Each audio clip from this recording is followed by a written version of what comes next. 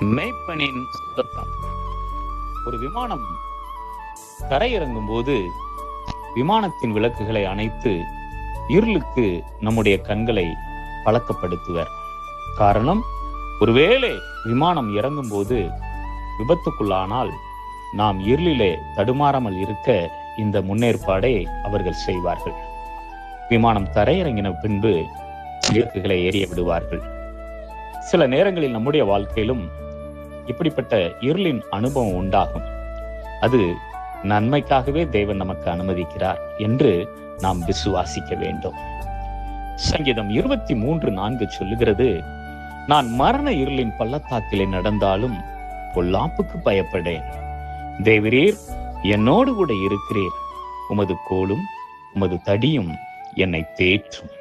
இந்த சங்கீதக்காரன் சொன்ன வார்த்தையின் பிரகாரமாய் நமக்கு சில நேரங்களிலே இருளின் அனுபவங்கள் நாம் கடந்து செல்ல வேண்டியது வரும். ஆனாலும் கலங்காதிருங்கள் தேவனுடைய பிள்ளைகளே, அவருடைய கோலும் அவருடைய தடியும் நம்மை தேற்றி நடத்தும். செபிப்போமா? நல்ல பிதாவே, இந்த ஆசீர்வதிக்கப்பட்ட இந்த நாளுக்காக நன்றி செலுத்துகிறேன்.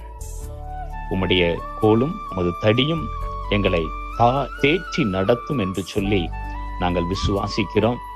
எப்படிப்பட்ட மரண இருள் வந்தாலும் கர்த்தர் எங்களோடு கூட இருந்து எங்களை நடத்துகிறீர் என்று சொல்லி நாங்கள் விசுவாசிக்கிறோம்.